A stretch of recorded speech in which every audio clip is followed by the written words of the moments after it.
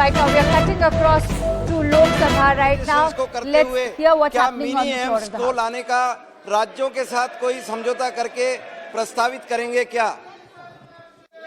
Honourable speaker sir, जैसे माननीय सदस्य ने कहा कि उनके क्षेत्र में एम्स जैसी सुविधा, जो कि आदरणीय प्रधानमंत्री जी के नेतृत्व में एम्स का विजन ही बना रहा कि लोगों को अच्छी ट्रीटमेंट मिले, टर्शरी केयर मिले, रिसर्च पे काम हो और उन्हें उसके साथ ही बच्चों को अच्छी शिक्षा मिले। मैं धन्यवाद देती हूँ आदरणीय प्रधानमंत्री जी के विजन को कि जहां हमारा एक एम था, अभी 22 एम्स बनने जा रहे हैं, जिसमें से 6 फंक्शनल है और जिसमें मध्य प्रदेश में जो है वो भोपाल में एम्स जो फंक्शनल है। माननीय सदस्य ने जैसे कहा है कि उन्हें एम्स जैसी सुविधा चाहिए, तो ज़रूर उस तौर पे केंद्र सरकार काम कर रही है और जिसमें आज भोपाल में हमारे 4 सुपर स्पेशलिटी हॉस्पिटल के लिए बजट भी दिया गया है। उसके अलावा 14 नए मेडिकल कॉलेज को भी बजट दिया गया है, जो कि अच्छे पैमाने पर सुविधा देंगे। मैं आदरणीय सदस्य को ये कहना चाहती हूँ कि सरकार की मंशा ये है कि गांव-गांव तक अच्छी सुविधा पहुँचे, जिस दिशा में आज हमारी सरकार काम कर रही है। महोदय, मैं आपसे ये जानना चाहता हूं कि मेरे संसदीय क्षेत्र में जो मेडिकल कॉलेज प्रारंभ होकर निर्माण के लिए और तैयार हैं, एक मेडिकल कॉलेज में एजुकेशन की सुविधाएं प्रारंभ हो गई रतलाम में, मंदसौर और नीमच 2 मेडिकल कॉलेज में आप क्या इसी सत्र से शैक्षणिक सुविधाएं प्रारंभ करेंगे क्या? सदस्य ने, आदरणीय अध्यक्ष महोदय, जो सदस्य ने चिंता जताई है कि जैसे ही काम आगे बढ़ता है वैसे ही हम इंस्पेक्शन करके एजुकेशन देते हैं। धन्यवाद। माननीय सदस्यगण, प्रश्नकाल बहुत महत्वपूर्ण समय होता है और प्रश्नकाल के अंदर आज देश के चिकित्सा के संबंध में, G20 के विषय में, रक्षा के संबंध में महत्वपूर्ण सवाल है और आपको पर्याप्त समय, पर्याप्त अवसर मिलता है। प्रश्नकाल समय पे सरकार की जवाब देते कर सकते हैं। मेरा आपसे आग्रह है कि आप अपनी अपनी सीट पर जाएं, प्रश्नकाल को चलने दें। देश की सभी लोकतांत्रिक संस्थाएं ने संकल्प लिया है कि प्रश्नकाल को स्थगित मत होने दो। आप सदन की मर्यादा नहीं है, महत्वपूर्ण विषयों पर चर्चा हो रही है, प्रश्नकाल पर आप चर्चा नहीं करना चाहते। माननीय सदस्यगण, ये उचित नहीं है। माननीय सदस्यगण, माननीय महामहिम राष्ट्रपति जी का पहला अभिभाषण पर धन्यवाद प्रस्ताव है। देश के अंदर पहले जनजाति समुदाय से महिला राष्ट्रपति बनी है, जिन्होंने केंद्रीय कक्ष में अपनी बात को रखी है। हम उनको धन्यवाद नहीं देना चाहते, सदन पर चर्चा नहीं करना चाहते।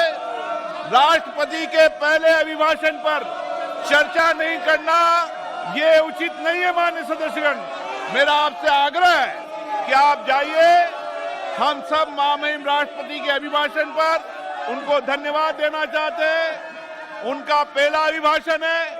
आप क्या सदन के अंदर दिखाना चाहते हैं जनता को? आप राष्ट्रपति अभिभाषण पर चर्चा करो, बजट पर चर्चा करो, महत्वपूर्ण विषयों पर चर्चा करो। मैं सदन में आपको पर्याप्त समय, पर्याप्त अवसर दूंगा। आप जिन विषयों पर चर्चा करना चाहते हैं उनका नोटिस दें। नारेबाजी करना सदन की मर्यादा के अनुकूल नहीं है।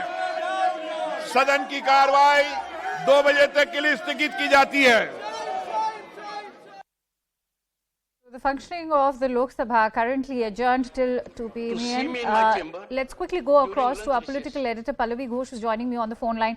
Pallavi, amid that hectic sloganeering, all right, we'll try and reconnect with Pallavi, but as far as what was happening on the floor of the House of the Lok Sabha, let me give you a quick brief before we show you the proceedings that are now beginning in the Rajya Sabha. As we can see, the Speaker Jagdeep Dhankar take over. But in the meantime, let's also discuss the sloganeering that was taking place in the Lok Sabha, and I'm joined in by Pallavi Ghosh, our political editor. Pallavi, amidst the hectic sloganeering that was taking place, what we could clearly hear was the demand for a JPC.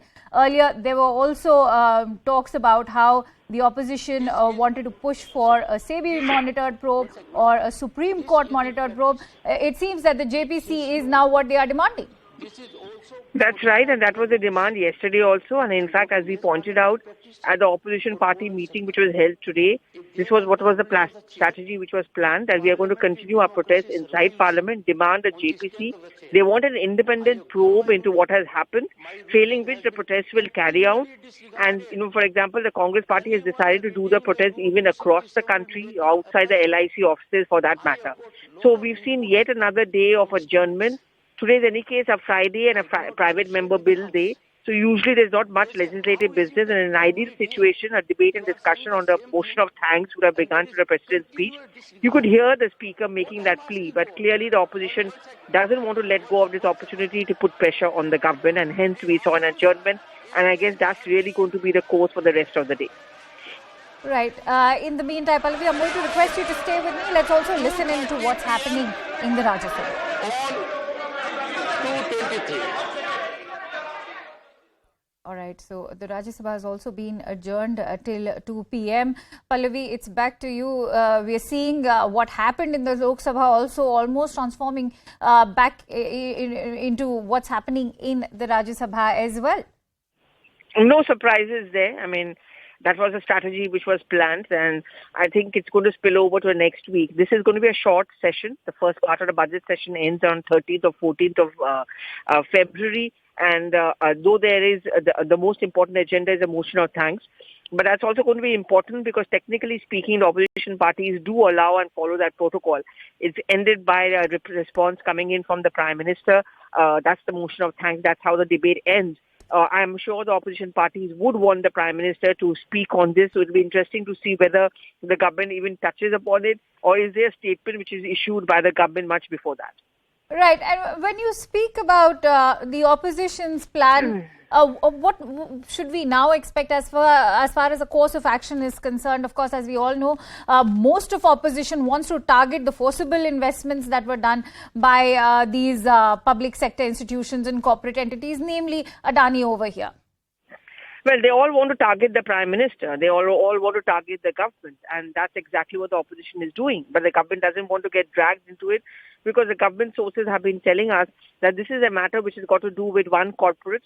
And whatever that had to be said has been said by the person concerned. And in this, the government doesn't need to go in. The government, of course, is ready for debate and discussion. But for matters outside the purview of the Parliament is something which cannot be discussed, and nor can a JPC be set up on this. All right. And by when do you expect now this motion of thanks to take place? Well, I mean, as I said, it was listed on the protocol since yesterday. It didn't happen yesterday and likely to happen today. And as I said, Friday is a private member bill day, which is the private member bills are taken up post-lunch session. So not likely today. So one is only going to be waiting to see whether it happens on Monday or Tuesday. Also, should we now expect opposition MPs to move amendments to regret the so-called omission of the Adani Group episode, if there is no mention of it in the President's address? No, the President's speech did not mention it. The President's speech doesn't mention these kind of topics. It's mostly a forward-looking, kind of a list of the achievements of the government. There are certain objections that the opposition party has already raised to the President's speech. But I think what they would want is that if the Prime Minister stand up to respond to the motion of thanks on the President's speech, as is the norm, they would want the Prime Minister to respond. And if he doesn't, they would, of course, harrowing him. So it's not just the corporate or Gautam Adani issue over here. It's very clearly an opportunity which the opposition parties are seeking to hit back at the government and more specifically at the Prime Minister. Right. It's interesting that you mentioned that it's not just about the Adani issue, but in fact, they're making this entire controversy about the Narendra Modi government pressurizing LIC and the SBI to sort of invest in the Adani Group. Isn't that in the eye of the storm? Yes. And if you follow Rahul Gandhi's tweets in the past, and it's interesting, he hasn't tweeted on this topic yet, but he has often hit back at the Prime Minister and accused his government of indulging in crony capitalism. During the Bharat Jodo Yatra, he kept on making the point that while the Congress party is the only national party which understands and feels for the common man, the government in power at the center actually is very business friendly. It is only meant for the rich. Where the rich are getting richer and the poor are getting poorer. And if you go through the notices which have been given by all the leaders of the opposition parties, it's nuanced in such a way because that's the kind of a peg they want to take. That the government is pro-rich, which is few business houses have benefited, and Gautam Adani's latest controversy is actually had a negative impact on the savings of the common man. And Pallavi, isn't that one crucial reason why the opposition has steered clear of playing around the Hindenburg research report, because that doesn't specifically target the government in India, but rather it is the Adani Group? More than that, what sources in the opposition parties told me very specifically when we asked them that why didn't they mention the report in the notices they gave, they said because the report is of an external agency.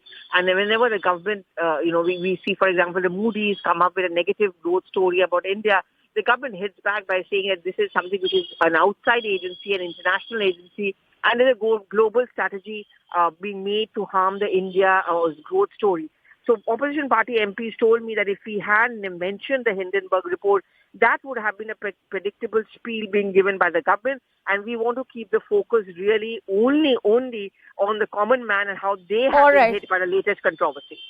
Pallavi, I'm also joined in by Mr. Amit Malviya of the BJP right now. I'm going to request you to stay with me. Mr. Malviya, how do you view what's happening, not just in the Lok Sabha, but also in the Rajya Sabha as well? So this is a politically opportunistic ruckus that the Parliament is witnessing. If the opposition was so concerned about Adani Group, they should first question the investment that the Adani Group has made in states like Rajasthan and Chhattisgarh, which are governed by the Congress party. And on the facts of the matter, the regulators are looking into the stock price movement. The SEBI and the RBI both are equipped enough to take stock of the situation. You look at the loan book of the public sector banks to the Adani Group is not more than 0.7%, and that for the private sector banks is a minuscule 0.3%. So whether it is the loan exposure of the banking sector to the Adani Group, or for that matter, the movement in the stock of Adani is being looked into by SEBI and RBI respectively. So where is the question of the opposition making demands on the government for a JPC or a court-monitored investigation? Do they not trust SEBI and RBI? And more importantly, why aren't they questioning the chief ministers of their states like Rajasthan and Chhattisgarh, who have invited huge investments into the state? And not to forget West Bengal, where the Adanis are committed to invest 25,000 crores in building up the port. So every state in this country, and including those not governed by the BJP, have Adanis as an investor or their companies holding major infrastructure asset there. So this is clearly opportunistic. They would want to get the Adani investment when its states are concerned. But, if there is something that they can raise, they can create ruckus about, that's when they will go at the government and Prime Minister Modi. This is political. It has nothing to do with the kind of movement that we've seen in the market. And why should a government comment on a particular company's stock movement when the regulators are looking into it? That's the job of the regulators, not the job of the government. But Mr. Malviya, should we now expect the government to address this, considering this is a matter which is now reached newspapers internationally as well and is making global headlines? Well, it could go anywhere. It doesn't matter. And just because something has appeared in global newspaper does not make it credible. Let's get that very clear. We have strong institutions in the SEBI, in the RBI, and they will look into the matter, and they are looking into the matter. Where is the question otherwise? All right. Many thanks to you, Mr. Malviya, for sharing in your precious inputs. And with that, let's also bring in some other crucial reactions that have poured in. We begin with Adhir Ranjan Chaudhary's reaction. I may ask Mr. Prahlad Joshi ji, what is the harm of demanding the constitution of JPC? Because the scam, I think simply it's a scam. As a responsible political party of India, I think it is incumbent upon us to seek justice for the people of our country. And demanding the JPC is not a new phenomena in the parliament in democracy. You should at least concede the demand of the opposition party.